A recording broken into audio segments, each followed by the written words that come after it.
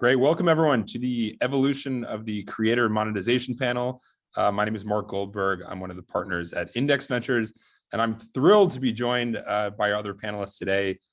Some great founders inside, outside the portfolio. Harry Stebbings, who I think is much more comfortable asking the questions. We'll see how he does answering the questions this time around.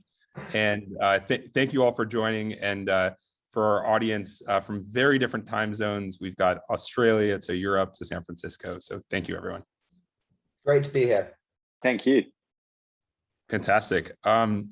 We've been investing at Index around this theme of the creator economy for a number of years and have a strong belief that creators are the new small businesses. You all are very much at the forefront of that thesis.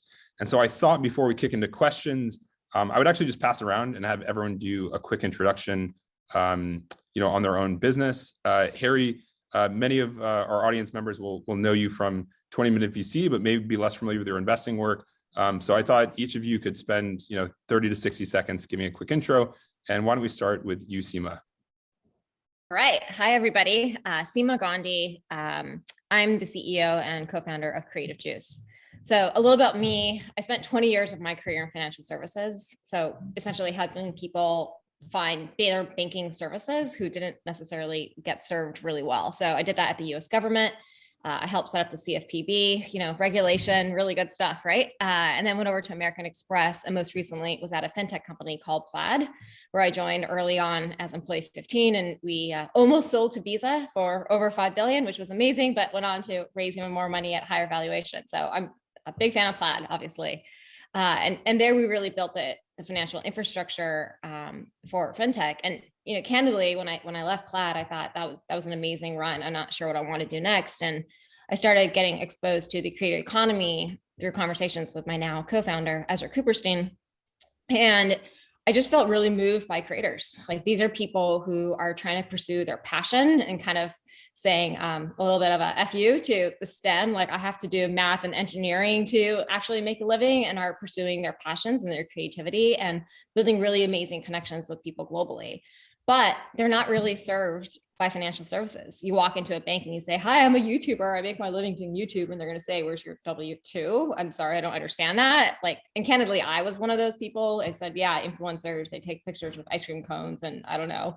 But as I started digging in, I really started to appreciate the potential here. And like you, Mark, I think creators are the next generation of small businesses. Like, in 10 years, every single business is going to have a creator component, and vice versa. Creators are also going to own the idea of being a business more. And so we're really excited at Creative Juice to help creators get access to capital and the different financial and business tools that they need to grow.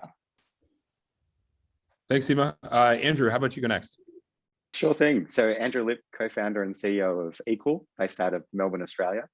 I was a 9-year Googler up until early this year, and whilst there, completely institutionalized in the Google world. But I'm also an old and miserable sneaker fan, too old to kind of line up at stores. I've got 2 little kids, so I'm not getting up in the middle of the night to jump online and try to see the latest shoes that are dropping, but was experiencing this scenario where hype was driving chaos online and infrastructure wasn't holding up to the chaos and frenzies of these drops. I had an experience where I jumped on, thought I'd won a pair of sneakers, only to get into store and find out that there was no transaction accredited to me, and they couldn't even return the funds. So realized maybe sneakers is a proxy for this world of hype commerce out there, where there's high demand, frenzies ensue, sites go down, bots and scammers clear out stock, and real fans don't get their hands on the products they love. So as a true marketing person, which was my background, I put together a very pretty deck, and myself, along with a couple of co-founders at Google, ended up sending a cold email into Nike out of EMEA. We were able to actually pitch the idea, and a few weeks later, we got a call to kick that platform off. They wanted to use us for a hype launch out of Paris for a designer doing a collaboration with the Jordan sneaker. In true fashion, you quickly say you have the product, and then you go and work out how to build it. So we did that, and fast forward now, we've built a hype commerce platform, which is, it supplies infrastructure to retailers. We work with Nike, Foot Locker, Crocs, a heap of global brands out there to help them manage their hype drops. We provide the infrastructure. We do a lot of the scammer detection to ensure that bot scammers and resellers aren't the folks getting their hands on the products. And we do all of their outsourced checkout. But ultimately, our aim is to build the world's fairest hype commerce platform and to get products into the hands of real fans. And I think at first principles, we're all about managing hype, demand, and knowing who your real true fan is. And long tail of our world is absolutely helping out creators out there with quick infrastructure to get products into the hands of real fans and to really monetize those fans and know who they really are. Thank you, Andrew. Harry, you want to take us next? Sure. Well, I mean, Andrew, I'm your real true fan, but that's because Harry. That's because I invested into it. I like dollars. No, my life has changed when I watched The Social Network. I was 13 years old and I saw Peter Thiel invest in Facebook with Clarion Capital, and I was like, wow, you can make money from investing in amazing technology companies. This is awesome. And then when I was 18, I basically realized that, you know, capital was becoming incredibly commoditized and that personal brands were more important than ever. So I started a podcast from my bedroom. I was, as I said, 18. I had $50. I spent 40 on the microphone, 10 on the domain name. And then I cold emailed VCs asking them to hop on as Skype at the time. Skype cool with me. Honestly, I never meant to make any money from it. I just wanted a job in venture. And then my mother came down the stairs one day and said, she had multiple sclerosis and has multiple sclerosis. She said, medication is going to be supremely expensive and I'm going to get much worse because we can't afford it. And I said, don't you worry, Jules. I got this covered. I've got it, 500K, whatever. Yeah, easy. She's like, darling, you still eat my lasagna and my garlic bread and you've never made $1 in your life. And so I went upstairs and a month later, we paid the 500K and made it happen. And so that was kind of how I turned it into a business, which is more out of kind of bluntly, not force, but kind of needing to. And yeah, we've scaled now into a multi-million-pound media business on that side. And there's a whole team in the media company there. And then I raised an $8 million fund. It, bluntly went much better than I could have hoped for. We got 9 unicorns in that first fund. And then I raised a much larger $140 million fund between growth and early stage.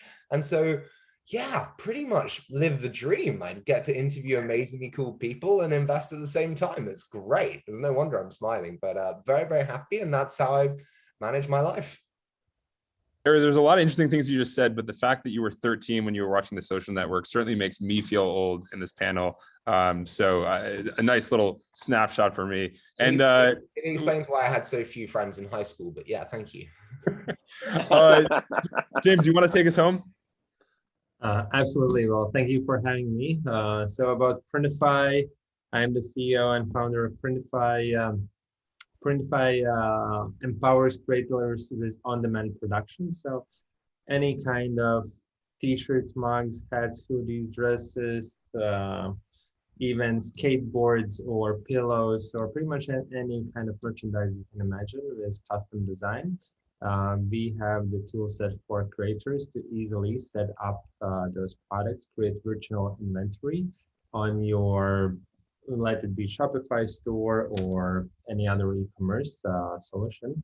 And those products are produced only when your customer buys from them, typically within 24 to 48 hours, and drop ship directly to the end consumer. So when the end consumer receives the package, it seems like it came directly from the creator because it would have also the branding on the package of the creator.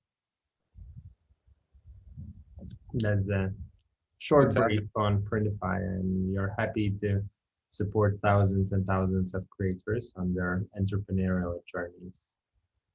Wonderful. James and everyone else, thank you. All right, let's dive into things. Seema, I'm going to start with you. You talked about in the intro how you felt like the YouTuber who walks into a bank might not be as well understood as they should. Maybe you can comment for the audience here on what you think, just knowing the traditional financial system so well, are the big gaps that do a disservice to this new creator class that's emerging? Yeah. Look, I think for any economic segment or any industry to grow, you need access to capital. But that's just a reality. Any business that wants to reach its full potential needs someone that's going to invest in them. And the creator economy, if you really take a step back, it's staggering how quickly it's grown without access to this type of capital. A lot of the creators she spoke to, it's organic growth, it's friends and family, it's parents that help them out. I mean, Harry, I don't know your story, and I'd be curious maybe in a separate moment to talk about how you went in 1 month, right, to where you did. But I think there's so many folks out there that have that potential in that story, but don't have access to the type of resources that a small business would have. And, coming from traditional financial services and from the government, there is a strong element of just steer the course because they're such big enterprises. And a lot of traditional underwriting is really built around the W-2. Like, what's your paycheck look like every 2 weeks and who's your employer? And to say that you're a YouTuber or that, you post on Instagram and you have brand dollars, I think, traditional financial services would look at that and say, well, that's not predictable. That's not real revenue. I can't take a bet on you. But when you take a step back and you say, well, actually, that's just one piece of revenue in this larger business. And like, let's understand what it looks like to build out your different revenue streams and the path that you're going in.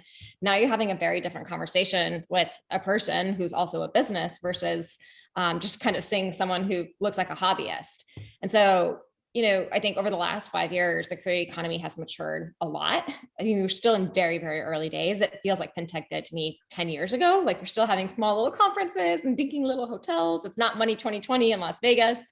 And what I think that means is that we're now beginning to talk about creators who have consistent enough income and there's enough data analytics that we can actually predict what that looks like. I don't think we could have had that conversation 5 years ago. And so as this continues to mature, where I think, we can step in is say, we understand you as a creator and your potential as a business. We can model what that looks like because we've got enough of that historical data points. And the reality is it can get pretty consistent. And, we want to take bets against that. We want to invest and give access to capital to creators so that they can jumpstart their growth. And so there's a lot that we're doing in that vein over at Creative Juice, but more broadly, I think, that's where the financial services system breaks down for creators. I mean, Harry, you got teed up by Seema here, but I'd be very curious. I mean, when you were starting, and again, this is a few years ago, did you feel any of those pain points in the British banking system? Could you get credit? Where'd you put that first $500,000? I'm curious what your experience was. Well, I mean, mine sounds a little trite. We just made a lot of cash pretty quickly, and so no, I didn't really. And I was 18, and so it was like 99% profit margin sitting in a bedroom.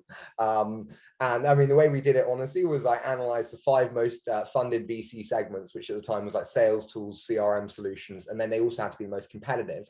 And then I cold emailed their CEOs of those companies. And I said, hey, I love your solution, but your biggest competitor wants to sponsor the show. Why didn't we make it work instead? And they're like, yes, absolutely. 25K, 50K, fine, great. I've just raised 100 million. And you're like, this is easy, baby. And you got 10 at 50 and made them pay up front because I charged 75 if they wanted to pay in installments. And so I'll give you a nice 25K discount. I've paid up front. And so they paid up front. Gave them 7-day net terms. And yeah, it was a lot of hustle, but it worked.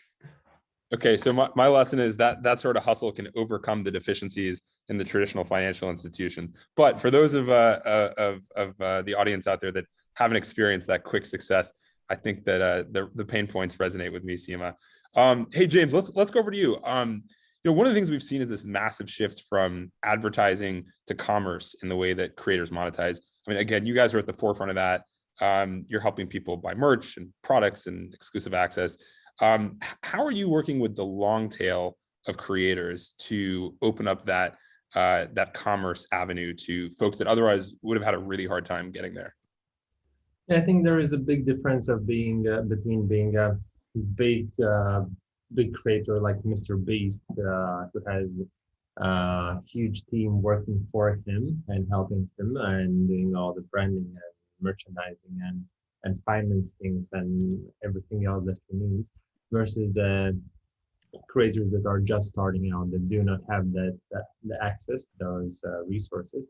And so we are really trying and providing the tools for those small creators who want to build their own brand and monetize their audience rather than just renting out their and the ad space, rather actually selling directly to them. And so we provide the tools to make it very easy.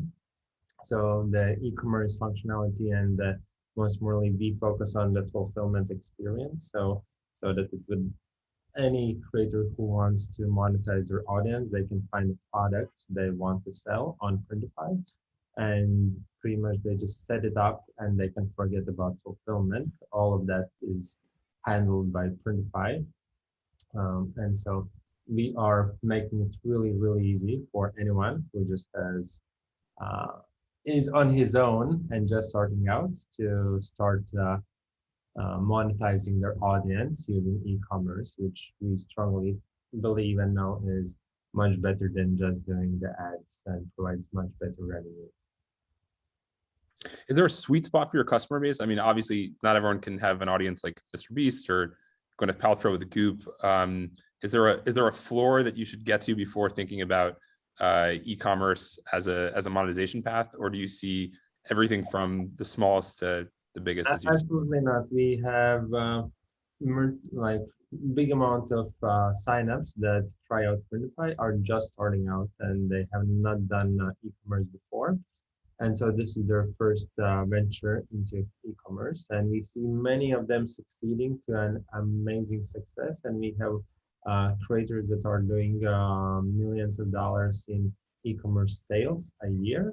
So we have seen amazing success stories from really creators that didn't have any e-commerce background before and experience to becoming successful really quickly. The key, I think, is having a really engaged audience, knowing what your audience likes, and creating merchandise catered specifically, uniquely to your audience.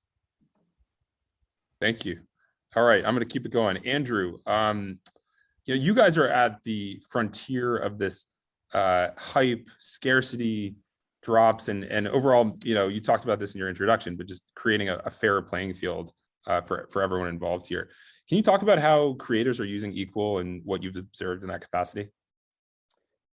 So it's an interesting one. We see right now we're kind of new into the market, right? So we're largely working with global brands, but those global brands are partnering with creators out there and doing a whole host of very funky collaborations, right? We work with Crocs, who releases gibbets that are little things you can attach to your Crocs, and they partner with creators, across a whole host of countries and areas where, but I think the broader thing we're looking at is our hype infrastructure is very much like a splash page. Like, it's infrastructure that can give a creator the power just to pretty much push a page live. But the way we think about drops is all about driving hype in the experience, so maximizing the moment. So there's timers and there's this vibe of, if you're not going to get in now, you're going to miss out quickly. We also do a whole host of signaling around who the people that are entering these draws and showing their interest really are. So we look at signals around, have they purchased previously? Have they engaged in content with you? Have they shown that they're a super fan? Because I think how we're thinking about it is that a creator or a big brand out there, it's all good and well, you get followers and likes, but what's the intent to purchase? Is there a segment of your audience that you really need to be focusing on because you can transact the most out of them?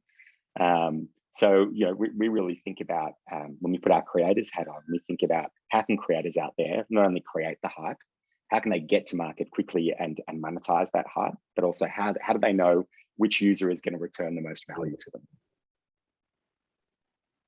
Well, I'm still waiting for the 20-minute VC drop of the latest. Are you going to, maybe a Croc sponsorship, I think would be a very appropriate merchandise for you. I don't know if you've given any thought, Harry.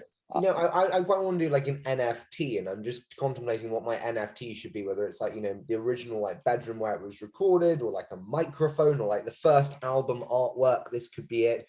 Or like I was quite young when I started, so like, a picture of me starting out would be an interesting one.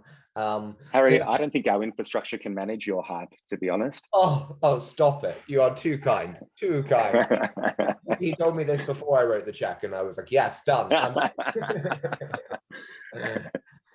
All right, so the NFT is going to be the first. Thank you for, by the way, speeding through to the last question I had prepared here. No, we're going to go back to you, Harry. So you have a very unique perspective. You are both a creator in and of your own right, which we've discussed. You're an investor in a lot of very prominent creators.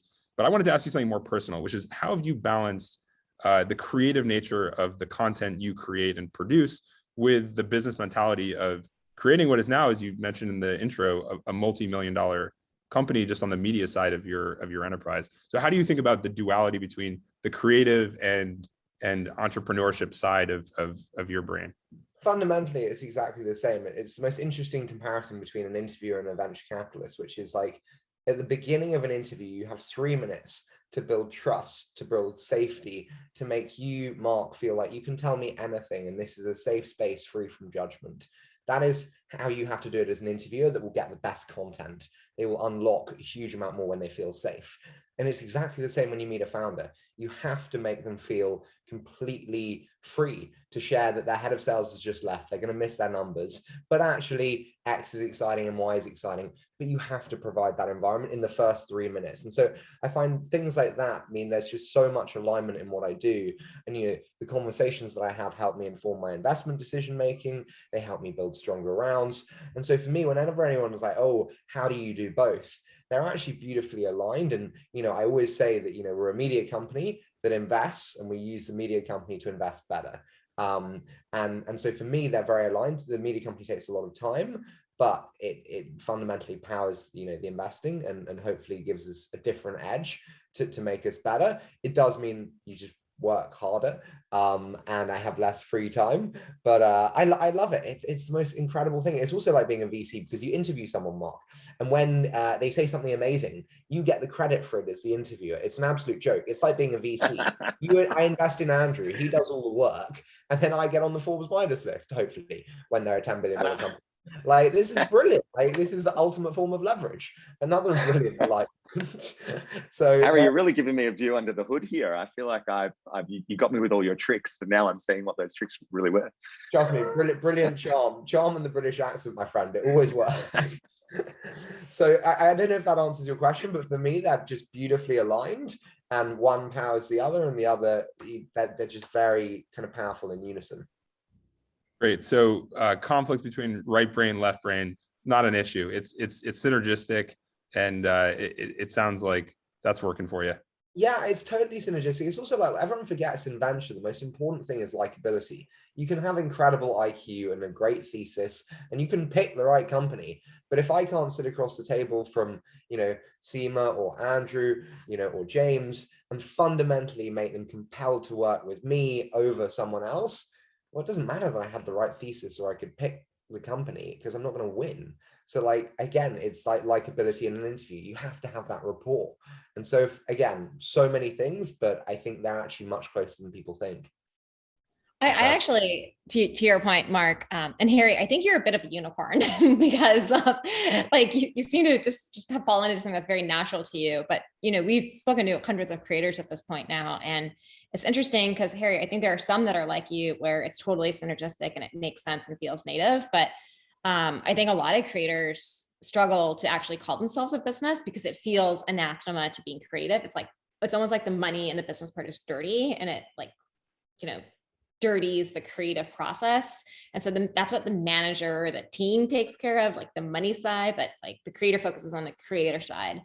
And, part of our hope, and we're starting to invest in content and talking about that and making it feel more accessible, is because I think if you can bridge them the way that Harry has done, there's just so much potential there. And I really hope folks can really own both sides of that. I think it's much easier. I heard this term the other day, if you're a finfluencer, which is obviously a fintech influencer, because if you build a great revenue generating strong business, it just powers your community even more, and it's a good thing. Whereas I think if you're more in the lifestyle creation business or in the fashion creation business, more you worry about transactionalizing your content, commoditizing your audience. And so I totally understand that if you're not in kind of fintech influencing, then, which is a terrible term, but do you know what I mean? It's tougher. And so I do totally understand that kind of contrast and conflict. All right, well, we only have a few minutes left, so I'm going to actually put a few questions to the group, and anyone who wants to can just jump in. All right, first question. What do you all have very unique perspectives into the creator economy. Seema, you just talked about, having worked with hundreds and hundreds of creators at this point. What do you think some of the biggest pain points that exist for creators are to run their business, period, at this point in the evolution of this segment?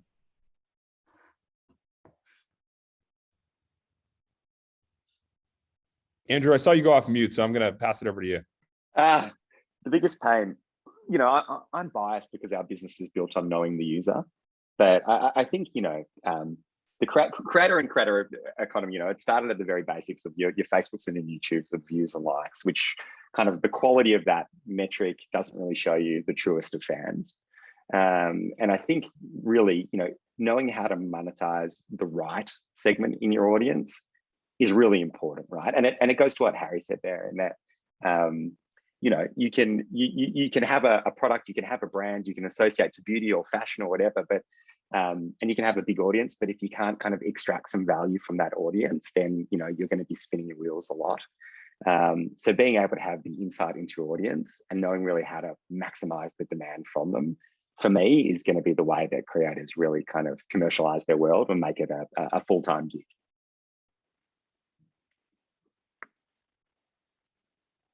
Oh, so for me, I think it's, kind of along the lines of what we were talking about, bridging that creator mindset and that business mindset. And that business mindset is, understanding your analytics, what exactly to do there, how to hustle, right? Like the way, Harry was talking about earlier. And then, just more tactically, I think it's just access to capital and being able to invest in the things that you want to be able to really reach your full potential as a business. I think there's a big problem also that a lot of people don't address, which actually is you scale into larger and larger customers on the creator side and you work with bigger and bigger brands, your payment flows are actually very inconsistent. The net payment terms are actually often a lot longer. And for creators who need money to create content, need money to live, it is fundamentally challenging when you have 120-day net payment terms or 90-day net payment terms, and you've got to pay editors, pay producers, and so the payment up front for you is large, and then it's quite heavily put downstream. And so I think there's a real opportunity, and I'm sure someone's probably doing it, but in the pipe, or revenue creators, if someone's doing it, then let me know. But I think that's a very big problem that I see a lot of influencers suffering with, and needs to be plugged. Well, clearly we should move on. Seema didn't want to address any of what you just said, Harry. I think. No, I'm kidding. Go ahead. Harry, we can talk after. We can help you with that. Right. That's 100%. When I talk about access to capital, it's not only a traditional loan, but like going back to what we were talking about, creators don't have W-2s. You don't have your income every 2 weeks. It's lumpy. So it's not like there's not enough money. It's just lumpy. And so we want to help creators even that out. And that's something we can chat about. Yeah. Love to. Harry, you talked about the payments from brands, and I think I read an interesting stat as I was actually walking into this room to do the interview or the panel here, that brand revenue is still the lion's share of the way that creators are monetizing today. If you all were to predict 5 years from now, the sort of monetization paths that we will see creators take in order to really become sustainable businesses, I'm curious what people think that pie chart will look like between James with some of the merchandise and e-commerce products, with brands, with ad revenue, with all sorts of new monetization modes that will continue to feel increasingly authentic, hopefully, and not just like random placements. Roll the clock forward for us. Who wants to take a bold prediction about the ways creators will monetize in the coming years? I'm glad to share that I'm very bullish that the share of direct commerce, so the creators selling directly to their fans, will grow significantly. And just the logic of, instead of trying to build somebody else's brand that is already huge, why not building your own brand? And there are so many creators that have had big audiences and build their own sneaker brands, or pretty much you can look for both in food and in merchandise, etc. So there are many opportunities to build their own brands, and it's just a logical step that why not building your own brand? I'm going to be selling some 20 VC t-shirts after this with Printify, James. I'm going to send you an email. Yeah, This is a revenue expansion opportunity.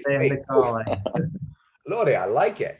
I mean, sorry, I didn't mean to just jump in, but you've got ad revenue, subscription revenue, you've got merchandise. I think you've got new ancillary channels like NFTs, collectibles. For me, mine's a bit of a skewed business as well, because like I would rather make less money and have a bigger audience, because for me, it drives the investment fund. And so mine's not like a pure play, like revenue optimization game. But I think those will continue to be your lion's share, bluntly. I'd love to see more. I think the more mechanisms we can have for creators, bluntly, making more and more revenue is great. But I think those will be the lion's share between those four. Seema or Andrew, anything else to wrap us up with? Yeah, I mean, I agree wholeheartedly. Oh, sorry, yeah. Go ahead, Seema.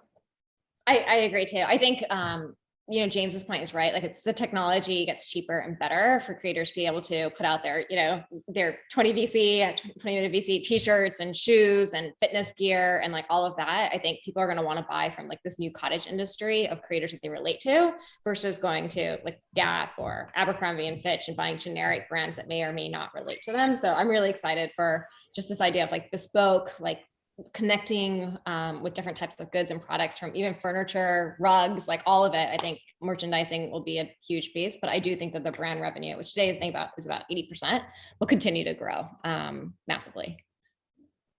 Great.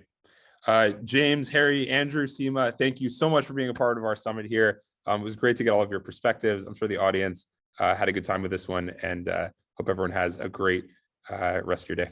Thank you for having us. Yeah. Awesome. Thanks so much. See you, folks. Bye.